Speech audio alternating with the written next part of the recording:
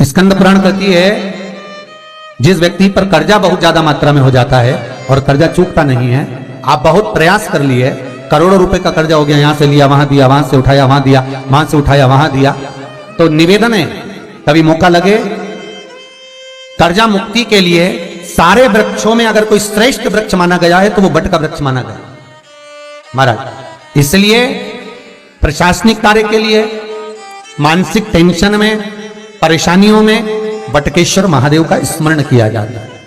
और यदि निवेदन करूंगा बहुत ज्यादा, यदि आपको कर्जा हो गया, बहुत ज्यादा कर्जा हो गया और वो कर्जा चूक ही नहीं रहा, तो थोड़े दिन बड़ के पेड़ के नीचे आप बटकेश्वर महादेव के लिए 1 लोटा पानी, उसमें थोड़ा सा पिसा हुआ चावल पीस के गला लेना, चावल को और पीस लेना, पीस के उस पानी में मिला लेना और मिलाकर उसमें थोड़ी सी हल्दी पिसी हुई डालकर बटकेश्वर महादेव के नाम से बड़ के पेड़ के नीचे अपनी कामना कर कर जो कर्जा हुआ है उस कर्जे का भान देते हुए, स्मरण देते हुए छोड़ दीजिए महाराज।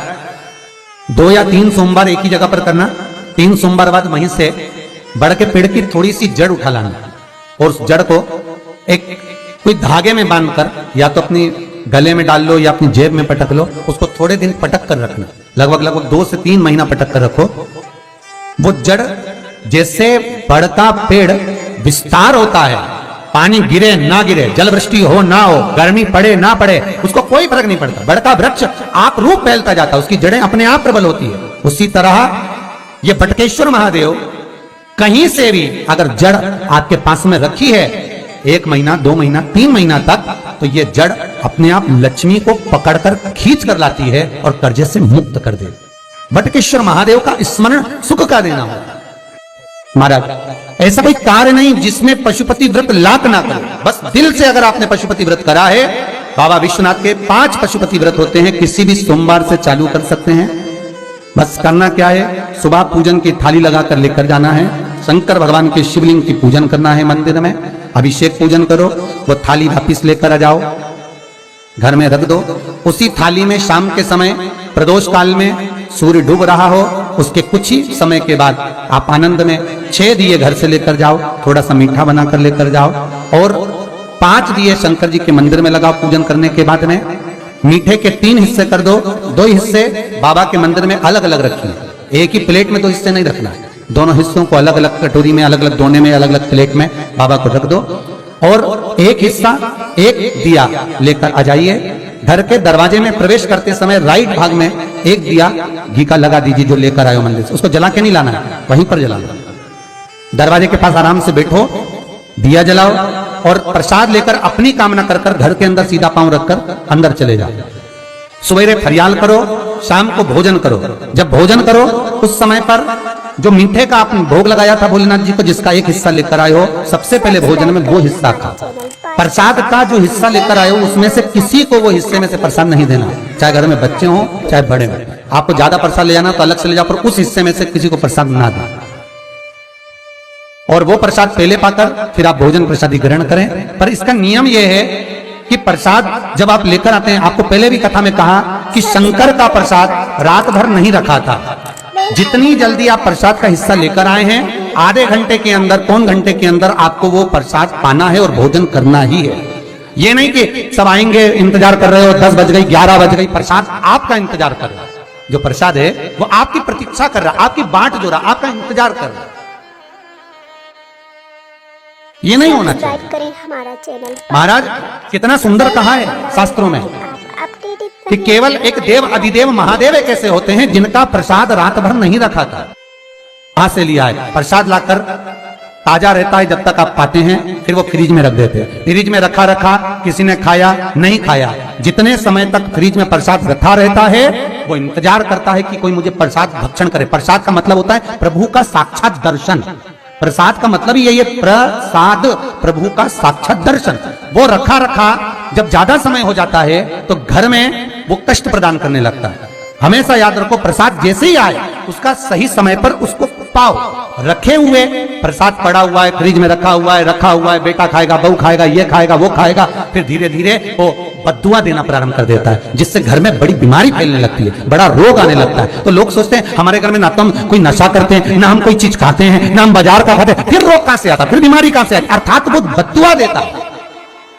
उसका प्रयोग करो, समय पर करो, समय पर पाओ।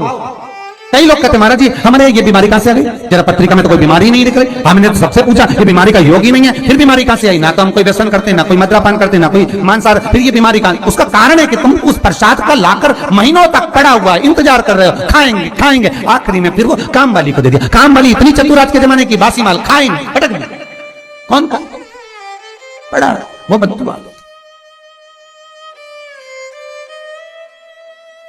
जितना आपको पाना है, जितना आपको लेना है, उतना प्रयोग करो। ज्यादा रखकर बहुत दिनों तक पड़ा है, थोर रखिए, मोहन थाल रखा है, लड्डू रखा है, पेड़ा रखा है, कुछ सामान रखा, नहीं भाई, जितना बने उतना लाओ, नहीं तो किसी को तुरंत बांट दो, समापन करो। पर अपने यहां पर बहुत दिन तक रखकर उसका बाबा स्वयं, मेरा श्री जी बाबा, मेरे तिरुपति बाबा, मेरा गोवर्धन नाथ, मेरा भोलेनाथ, उस प्रसाद के रूप में तुम्हारे घर में कितने दिन इंतजार करे कि मैं तेरे भीतर प्रवेश करूं, पर तू कराए नहीं, पड़ा है, रखा रहने दो, मन नहीं करता। शक्तियों जैसा कर्म मत करो जिससे हमें कष्ट मिले। कई लोग कहते हैं हमने पशुपति व्रत करा, हमारा बहुत काम हुआ। कई लोग कहते हैं हमने करा पर हमको अभी तक का। उसका कारण है कि तुम बहुत देर तक प्रसाद को इंतजार करा रहे हो, तो बाबा भी आपको इंतजार करा रहा है, मेरा विश्वनाथ भी इंतजार कर रहा है। उस समय अवधि का भान होना चाहिए।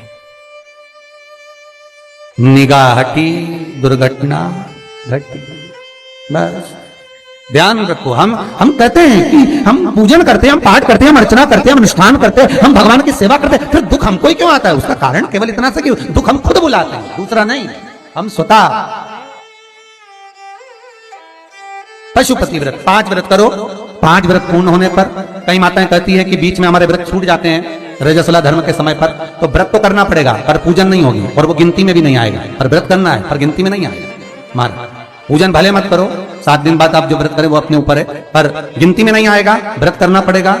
गिनती में तब आएगा जब दरवाजे पर आप दिया लगाएंगे, जितने दिए आपने लगाए उसी गिनती में आएगा। और महाराज 5 व्रत जब पूर्ण हो जाएं, 5वां व्रत रहे, तब एक नरियल श्रीफल, उस पर एक मोली नाड़ा लच्छा लपेटकर उस पर 11 रुपए रखकर, कोई आपको किसी को ना भोजन कराना है ना भंडारा करना है, केवल मोली लच्छा लपेटकर 11 रुपए रखकर बाबा विश्वनाथ के सम्मुख में शंकर जी की वो जलाधारी जो गोल है माता जगत जननी का हस्तकमल, उसी पर रख देना है। विनती कर देना, बाबा मेरी ये कामना से मैंने ये व्रत किया। जो पशुपति व्रत स्कंद पुराण में, लिंग पुराण में, नर्मदा पुराण में, शिव महापुराण में, पद्म पुराण के अंदर वर्णन किया, वो व्रत मैंने किया। बाबा मेरे इस व्रत को स्वीकार करना, मेरी कामना पूर्ण करना। बाबा को झोली पसार कर प्रणाम करो और अपने घर को चल जाओ। बस यही 5 व्रत का विधान। पशुपति व्रत ऐसा कोई काम नहीं जो ना हो, बस दिल से अगर व्रत किया है तो बाबा मनोकामना पूर्ण तो करे ही है। मनोकामना आप हमारे घर के, चाहे घर की धर्मपत्नी हो, चाहे भांजे हो, कोई प्रॉब्लम होती है उनसे कह देते पशुपति व्रत कर लो, हो जाए। बस पशुपति व्रत में आपका भाव शुद्ध होना चाहिए। निर्मल चित्त निर्मल मन सो मोहि पावा, मोहि छल छिद्र कपट ना भावा। निर्मलता के भाव में भगवान मिल सकता। श्री शिवाय नमस्तुभ्यं, श्री शिवाय नमस्तुभ्यं, श्री शिवाय नमस्तुभ्यं।